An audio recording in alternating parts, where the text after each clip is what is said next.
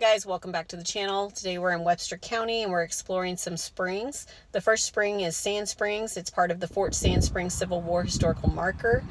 It was a camping place for wagon caravans traveling the wire road from St. Louis, and it was also the basis of the fort, which was built of heavy oak boards driven into the ground. It was manned by the 74th Regiment Enrolled Missouri Militia throughout the war. There is no facility still standing. There are no markers besides the marker that is right there that we showed you on Timber Ridge Road. The Sand Springs, the actual spring, is on Sand Springs Road in the middle of a field.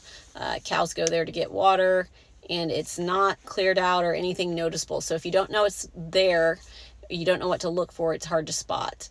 The spring was named for a clear, bubbling spring nearby. Sand Springs played an important role in the lives of many people while in existence. It was an integral part of the Sand Springs history that occurred in the 1860s with the establishment of the Fort Sand Springs, erected by the Union Army, and consisted of an artillery fort and stockade. All of this was kind of destroyed in a raid by the Confederate troops out of Arkansas, and there's nothing standing to remain, just the springs. Down the road is Salt Road Springs, and it's on private property. One of our friends owns it, and so he's going to give us some information on it.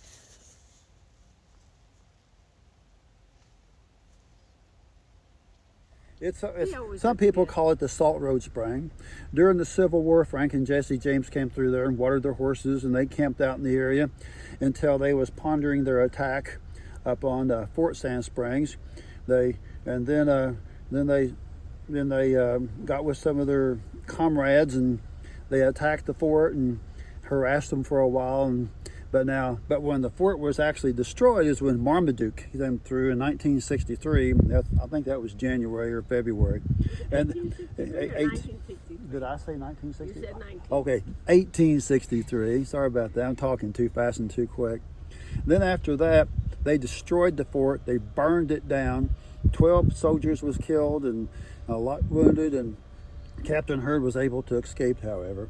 And then and I actually met his grandson of Captain Hurd when I was a little kid, and he actually gave me a list of all the soldiers that's up on that up there on the corner of 38 and Timber Ridge Road. I've actually got 3 pages of the list, and a lot of those names is on that monument up there, so I'm pretty proud of that. And then I was told some other stories too. And so, but anyway, went on the Marshfield, the little fort there, destroyed it, then went on the Hartville and had a skirmish. And then General Marmaduke, he did get wounded, and then he went on to Arkansas, and that's where he spent the winter because he had a superior Union force that was coming against them. So then they went ahead and retreated.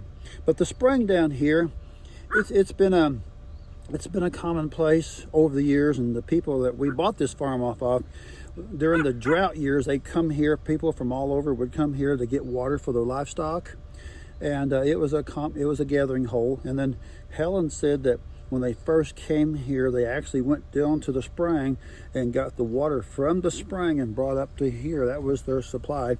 And then before that, there's a stone not too far from the spring.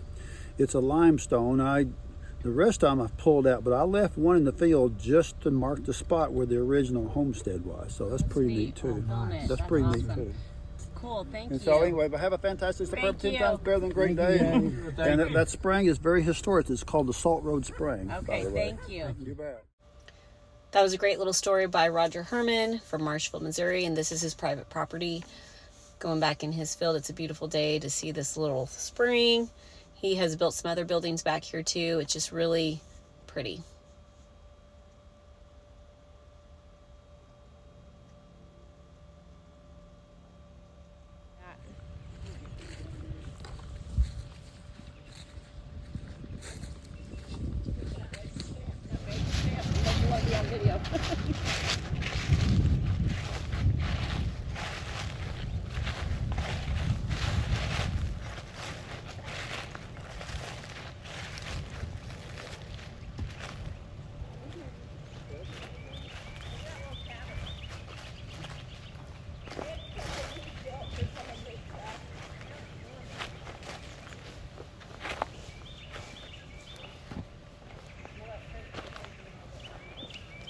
Here's the spring right here. So this is the spring he was referring to and gave us the history on.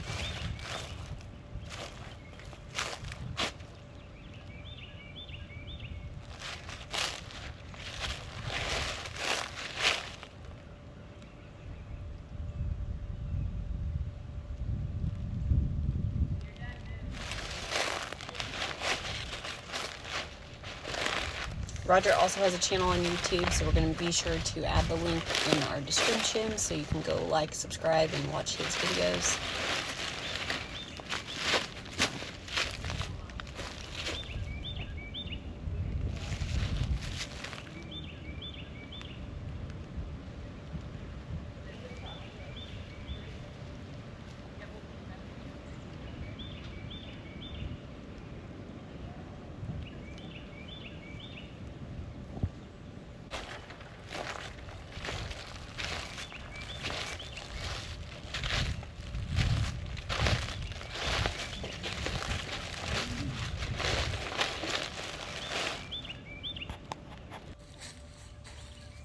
Look at that little cabin. It'd be a beautiful little place back here to have a cabin. Roger has built a little adorable. cabin that we're going to take you in. And it's not obviously livable, but it's a neat little spot.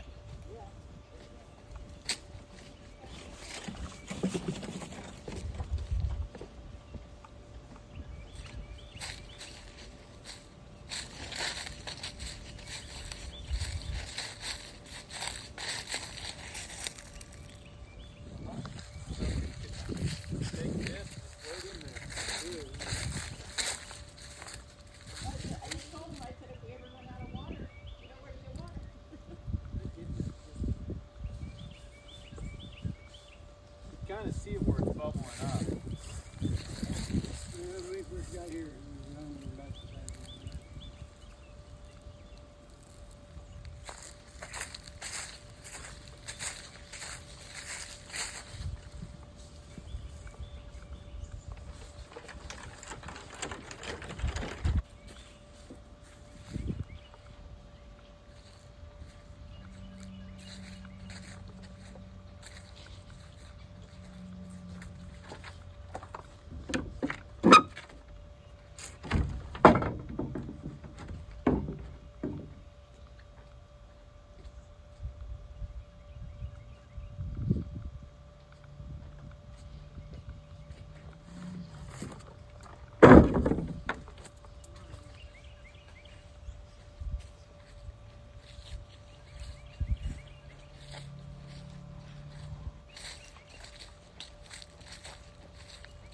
That's an old metal.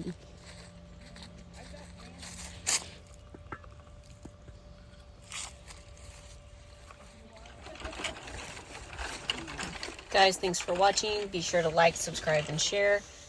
And have a great day.